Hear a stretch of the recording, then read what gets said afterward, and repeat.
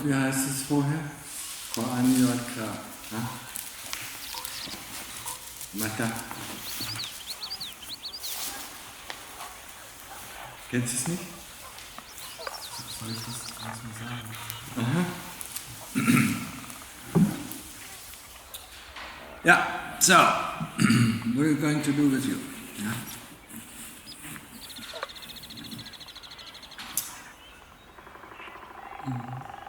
I have a... You have a question? Actually, yesterday I had some experience. I was making a cover for my ball swing. Yeah. So while I'm making, a few times I noticed I started to thinking, and I was seeing it separately because I thought I'm going to be crazy because I saw some thoughts coming up and it started thinking. So then I just started Buddha, and then it's disappear, and my Buddha also disappear. I forget to read sometime. Why do you think it is crazy? I don't know. Because you are not the thoughts. So if you see thoughts are coming, that is normally, just like you see clouds. You don't think you're crazy because you see the clouds. Yeah? But that comes with practice. Yeah? We suddenly see that these things are not us, not me, not mine. Yeah? And that there is something that is called Sati, or the knowingness, that knows all these things. The knowingness doesn't do anything. The knowingness doesn't do the thinking. It knows that there is thinking. It knows that there is a Buddha. It knows that there is no Buddha. Yeah. And I felt last, maybe within... I felt like something after a few weeks, since few weeks, I am kind of, I see my kilesas lot of, and sometimes I get tired of it because I can't stop. These are coming always. The more I see, I kind of sometimes discourage. So I am not kind of very strict doing practice these days. I am just going normal, but... And that's exactly what the kilesas want. Yeah? They want, they paint these pictures, but this is quite normal. Yeah? The deeper you go into the past, the more you know these things. You have painted it over. And that is the same thing. The deeper you go into the citta, the more you know the kilesas. Yeah? And if you remember what I said about the practice of meditation, in the beginning we think we are very mindful. Yeah? We are very aware. Yeah? And then suddenly it switches into why am I constantly unaware? Yeah? That's when awareness has reached 50%. Yeah? Once it has reached 50% of the time we are aware, we see our constant unawareness. Before, if it is 20 or 30%, all what we see is our awareness. Oh, see how mindful I am? No, we are not mindful yet. Yeah? And that's surprising, yeah? But you get used to it, yeah? So it's good, if you see the kilesas, yeah? And if you're discouraged with the kilesas, but you make the mistake of following the kilesas, yeah? They tell you, it's bad, let's go back into our playing mode, yeah? No, that is the whole purpose of practice, to become more and more aware of what is going on in the citta. And what is aware of what is going on in the citta is not the citta. Yeah? It's not the kilesas. Yeah? It's not the thoughts. It's not the feelings. Yeah? And that is a good thing. If you can observe painful feelings, we know we are not these painful feelings. We can observe the body, and we know we are not the body. Yeah? There's something separate. So it is actually good, and you should go back to your practice. Yeah? Don't get discouraged, get encouraged. Yeah? When you suddenly start to see these things. Yeah, that's what one thing I am wondering, because I did so strict kind of practice in the Pansa. Yeah. Since I came here second time, I actually not started it. That kind of thing. Yeah, that is. That's I want. Yeah, I mean that happens to most. Yeah, to most of the monks. For the first year, as long as they are not monks, they are really strictly practicing. Yeah. Then the moment they get monks, then they stop practicing because they think, I'm already safe. We are not safe. We haven't done anything, that makes us safe. So some of the lay people are practicing harder than we as monks. Isn't there the nice story of, was it? Yeah, it was Luang Pu Fan, wasn't it? I mean, when he went to Chiang Mai, Luang Pu Fan, went, to eat, in the morning, and then he went back, to have his nap, and then he came back, from having coffee, then he went back, having another nap or whatever. And whenever he went back to his kuti, he saw a lay person practicing walking meditation. He said, that's interesting. And then he came back, from his nap, he still saw the lay person, practicing. He was still walking, Then he came back from his coffee break and he still saw him practicing. And then he suddenly realized, what he can do, I can do. And then he started practicing. So sometimes for us as monks it is good, if we have some lay practitioner here who practice very hard. You can see that, and you can encourage us. So now that you're here ordained as a monk, it is you feel differently, you feel secure. There's no security.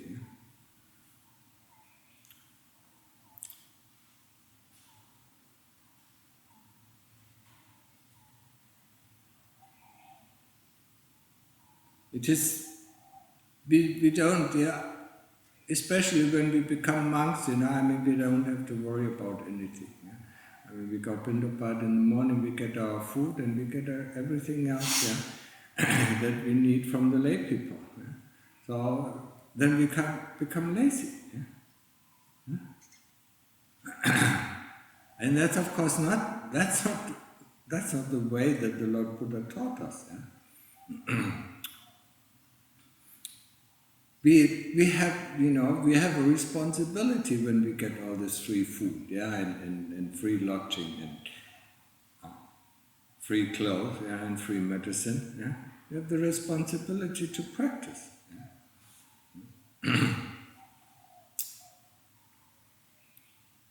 And if we don't do it, we go faster to hell than the lay people.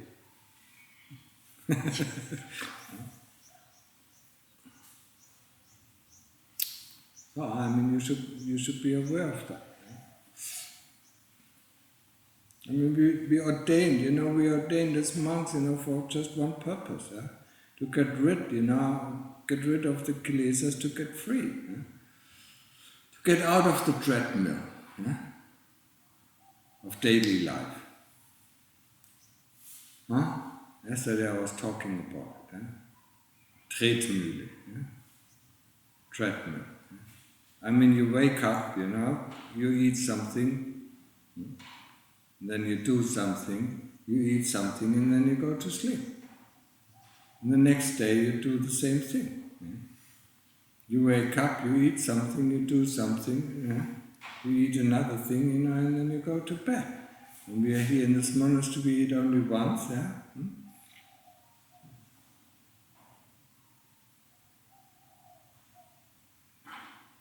It's the same thing, day in, day out.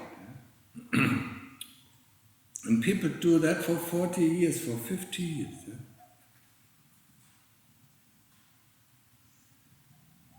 Getting up, eating something, doing something, taking care of the body, sleeping, getting up. Where's the fun in this? Huh? The fun is only in playing these imaginations that we have. When I practice hard, I get free. When I'm free, I can do this and I can do that. Yeah? But that doesn't mean that we are practicing. Yeah? Practicing is a very tough job. Yeah? Constantly returning to the Buddha, constantly returning to the breath, or constantly returning to the point of attention. Yeah? Object of investigation. And that is not easy.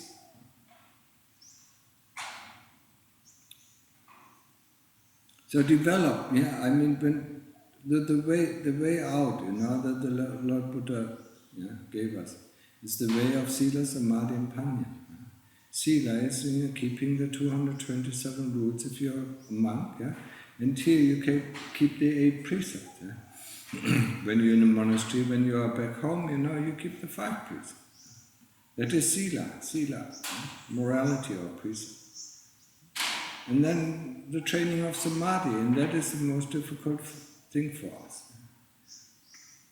Making the mind stay at one thing. Yeah? The object we give it is the Buddha or is the breath. Then that's called Samadhi. Yeah? Practicing concentration. With the concentration, once the concentration becomes stronger, and we can stay for moments on the Buddha or on the breath, then we start to develop the Sati, this knowingness. That's what we need. Yeah? The knowingness about the Buddha or the knowingness about the breath. Until, sooner or later, it will separate. We concentrate at the tip of the nose, observe the breath, and then the concentration will stick, to the point to the tip of the nose, and Sati will return to where it's coming from. It's coming from the heart. Yeah? That's where the knowingness arises. And this knowingness, knows things. It knows if there is a thought coming. It knows even if there is a train of thought coming. It knows all these. And it can know because, it is not one of these things. Yeah? It's not one of these thoughts. It's not consciousness.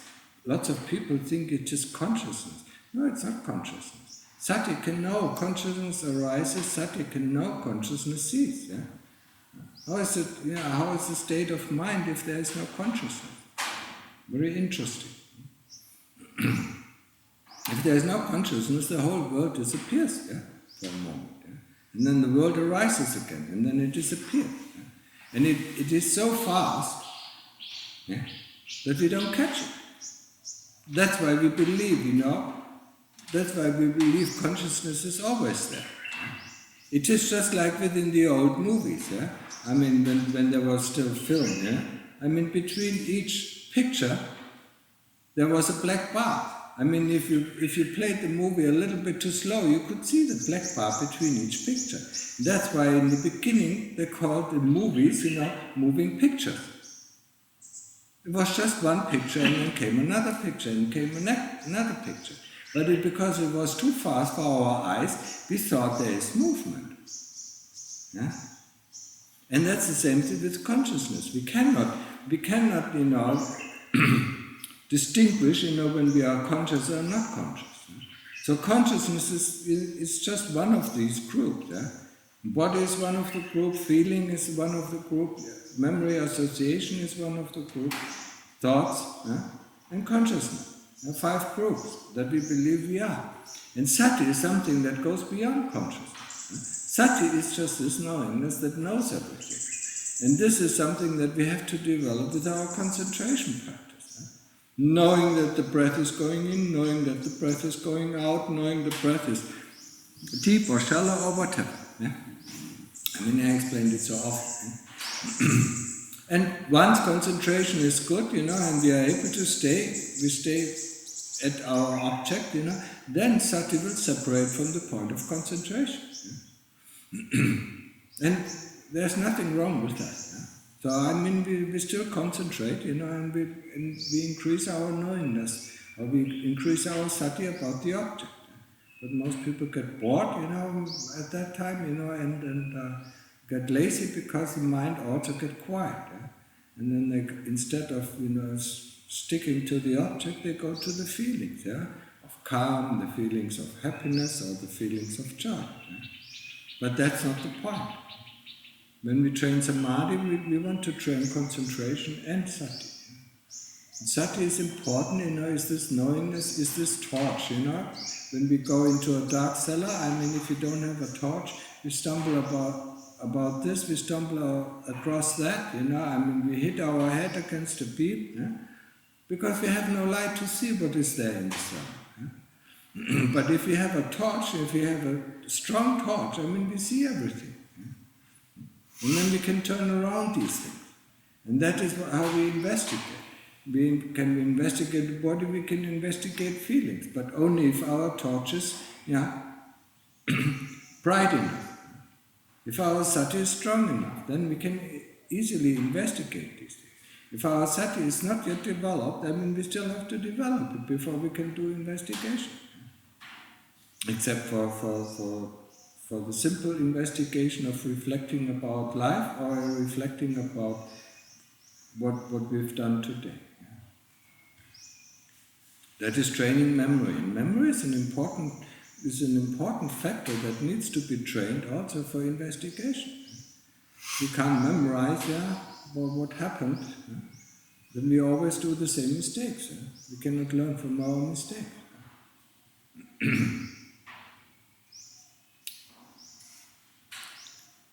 In the investigation, is looking, Samadhi is the concentration. So there's this Upachara Samadhi, and we need that Upachara Samadhi or Aksa Samadhi.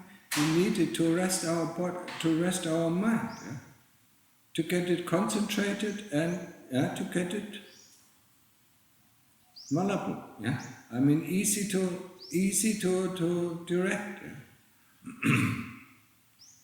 And the better it is, the easier we can go and look at the things,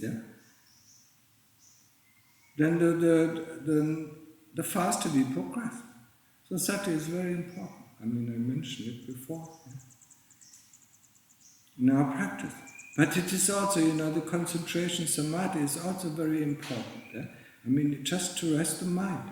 When we do investigation, we have to ask questions, we have to do work, we have to go against resistance, we have to go against boredom, we have to go against a lot of things. We have to go against ill will, we have to go, all these hindrances that come up, sloth and torpor and so on. That's where we need to ask the right questions.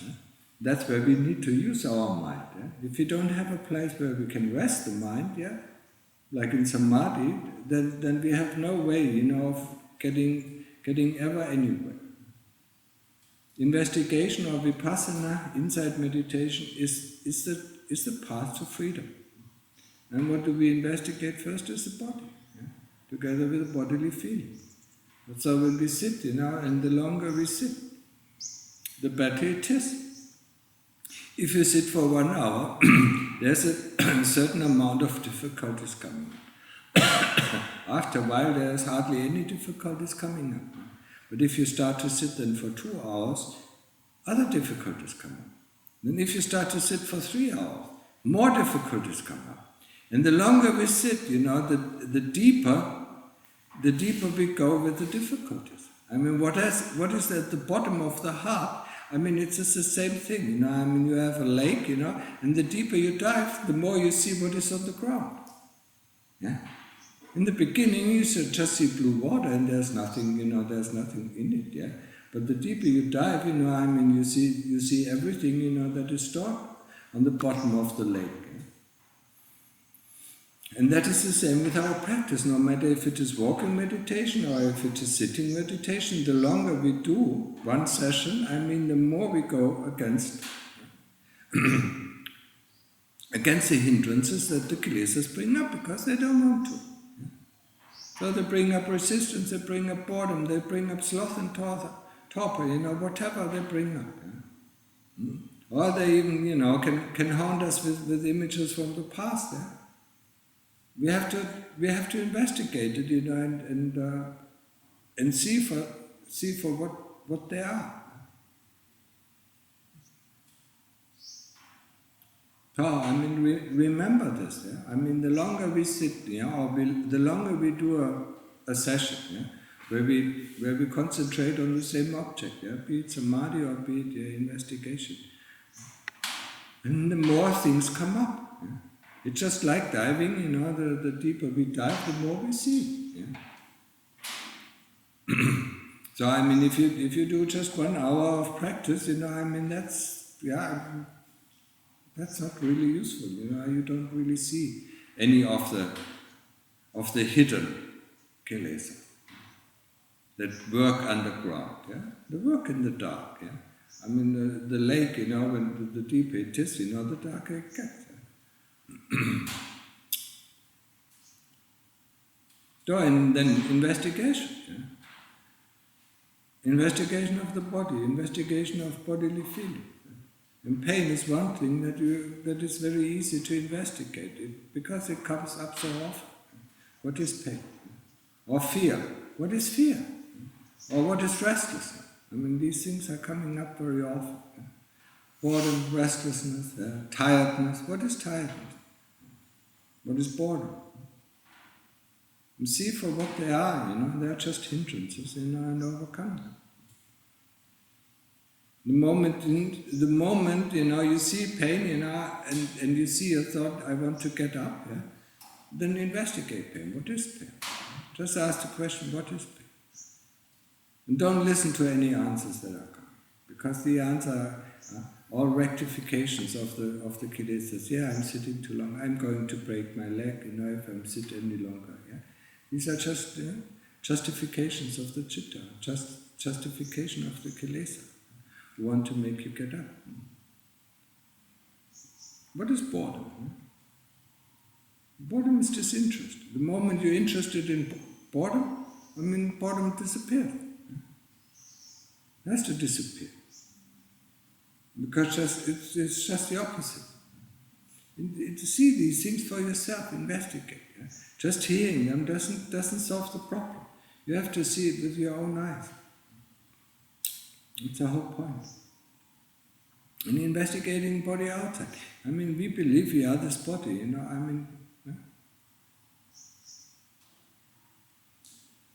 What is this body? It is born and dies. Are we going to die with it, when we die? Or is there something, that controls this body? Just going back to our birth and seeing, this body lying, on his back, and not being able to do anything. There must be something in it, that trains this body. The body cannot train itself. There must be some will. There must be some willpower, to be able to learn to walk, to be able to learn to talk. And that exactly, this willpower comes from the citta, or comes even from avijja. But that's not the point. Yeah? We need this willpower to get free. Yeah? So we have to use the power of avijja and turn it in the right direction. So don't think, I don't want anything. That's not the way to freedom. Freedom is to be able to in any kind of situation to be happy and contented. Yeah? To just do the right thing. Yeah? Not worry about what is going to happen. You know what to do. But when our program's running, then we are constantly worried. Yeah? What am I going to do? If a tiger looks through my door, yeah? What are you going to do? You don't know what you're going to do. Yeah? What you're going to do when you die tonight? Yeah? You don't know it.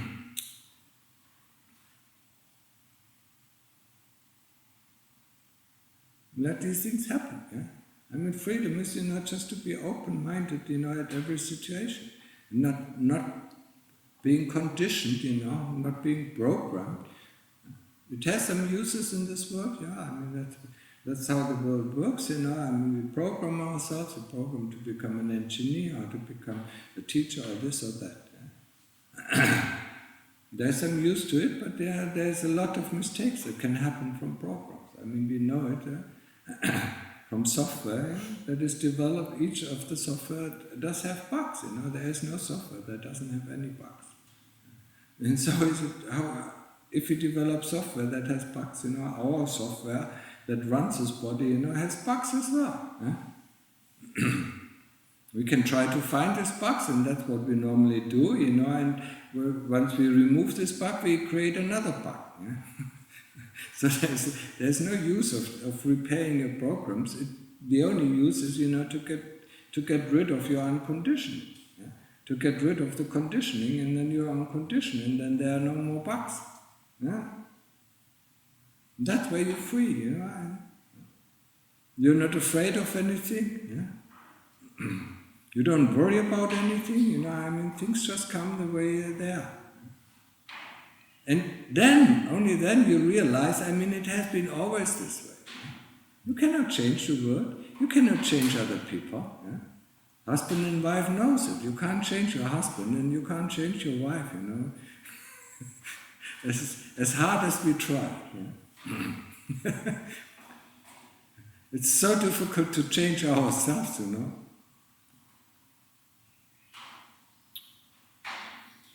Okay, so keep that in mind, for today.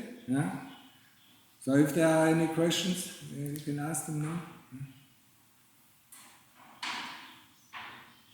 And start working. They don't enjoy, the bhikkhu life. It's so easy.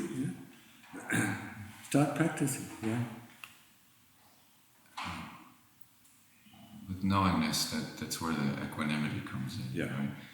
Well, I've heard it talked about before, that there's the difference between the equanimity of multiplicity and the equanimity of singularity, in that, like, the singularity would be, the jhana state, but the multiplicity would be trying to develop just this baseline of whatever it is without being at that point. How valuable is the multiplicity thing to try to, develop it before you're at the point of Sati or Samadhi, where you can just accept things It is always useful, because every day, things are happening that you don't like, So, just accept it. We have to accept whatever is coming towards us, that is a learning, it is very useful. I sometimes talk about it. Whatever happens to us is the result of our own karma. And to accept that. Just like I say, if there's fear, the first thing that we need to do is to accept that fear. And that produces equanimity towards fear. Or, if a calamity comes up, to accept that calamity and then see there's actually, the moment we accept the calamity, then we see there's no calamity. But as long as we paint it as a calamity, that's a calamity for us. Then the same thing is for fear. The same thing is for worries. The moment we start, we start to investigate them, little by little. We don't have to have a lot of sati for that. And pain, unpleasant feeling. The moment we, accept, these feelings, it is very important. I said before, you can investigate anything, you have to accept it. And that is a part of equanimity, being able to accept the way things are. And what I normally say is, when there is pain, open your heart, breathe it in, feel it in the whole body, and that is already accepted. And that's a part of equanimity. And without that kind of equanimity, you don't get into singularity. And that helps clean up your karma, purify your mind too. And that helps to clean up your karma and purify the mind. It helps up to clean the karma. And the moment you react towards the karma, that's where you create new karma. The moment you don't accept, you think somebody is misbehaving, and you want to, you really want to give him a blow, that's where you actually make the karma stronger. You want to say, okay, whatever comes back to me is my own karma. Then you relieve that karma. And it doesn't come back anymore in this form. Yeah? It comes back then, what I saw within my own practice. Yeah? I mean, in the moment, the first time it comes really strong, then you try to accept it, what is not easy. Yeah? And then the next time it comes weaker. Yeah? And then it is much easier to accept. And then you accept it, and then after a while it doesn't come back anymore. It becomes weaker and weaker and weaker. So I mean, it doesn't go in one go. Yeah, karma is comes back. It's just like waves, on the seaside. Yeah, coming, rolling in, rolling in, rolling in. Yeah? But the moment the wind that pushes the waves gets lower and lower or weaker and weaker, I mean the waves get lower and lower. So that immediately relates to, you were talking about, just the length of one session. Yeah. Can the same sort of results happen by decreasing the time between sessions or increasing the number of sessions? I mean, maybe not to the same point. It can happen, by increasing the number of sessions. But what you should do is, between sessions, don't let the mind go astray. Then it doesn't really matter if you if you change from sitting position to walking position. If you don't let the mind go off, while you change your position, then it's the same thing. It becomes tough. You will not try to do a 3 or 4 or 5 hour, sitting, without breaking up, and you see it is so tough. But normally don't decrease the time. You should never. Walking meditation is easier for most people. You can do it for 2 hours without any problem. But sitting meditation, don't do it under 1 hour. But the longer you can do it, the better it is. And sitting meditation or standing meditation is the only kind of meditation where we can drop into the deep state of Samadhi. When you walk, you can go into Upachara Samadhi. That's interesting. That's very interesting. You walk and suddenly, it's just like you're standing beside the walking path and you see somebody walking. That's interesting. That's where the Sati separates out from the body, and sees the action going. That happens only when you do long walking meditation. 4 or 5 hours or something. But it also can happen, it's easily happening when you do sitting meditation. It separates out. But 1 hour, it's just for the beginning, Yeah? Okay, understood? Yeah, things keep popping up. Yeah. That separation you're talking about when walking, is that very similar to like experience where you're super concentrated playing a sport, perhaps, where you watch yourself do things that are like you're not controlling, and that's right. That's fascinating. That's right. That's right. Why do you think people love to do extreme sports? Because they get a kind of happiness, but it's not the right kind of samadhi. In samadhi, we try, to put the object, and it is much more difficult. Extreme sport, you still have, you still have lots of visuals, You have to react to, whatever appears in front of you. So, you don't really see the mind working, But when you have just one object, you really see the mind working. But the separation is very similar.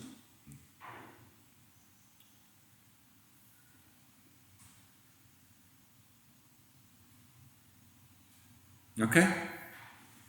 No more popping up questions.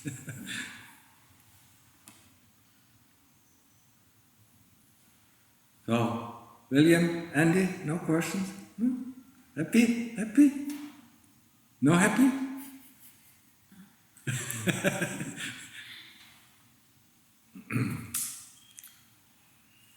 It's our right to be happy, But the kilesas make it tough on us, Very tough. chuck them out, chuck them out of your room, out of your heart, and then there is happiness. It's all right to be happy. It's not all right to worry or be afraid or so. So, when you're finished, then we can ask questions in German. Ja, wirklich, ja? Seid ihr bereit? Ein bisschen zu praktizieren? Ja? Ja? Ja? Ihr habt ein schönes Häuschen, ne? Für euch alleine. Ja, ne? genau. Ha? Und einen schönen Parkour, ich habe schon. Ich bin schon Ja, ja. gelaufen. Sprecht nicht so viel zueinander, quatscht nicht, ne? Ja, ja. Ansonsten müssen wir euch trennen. Ja, genau. Das hat uns Martin schon. Ich halte mich daran. Ha? Ich halte mich daran. Gut. So, irgendwelche Fragen? Nein, noch nicht. Ihr seid gerade erst frisch angekommen. Ja, genau. Ruht euch erstmal aus. Ne? Ja, genau.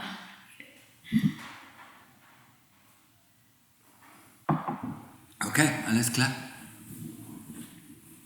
Ihr wollt noch nicht aufstehen? You don't want to get up? I get up. You can stay. Don't worry. I'm getting up.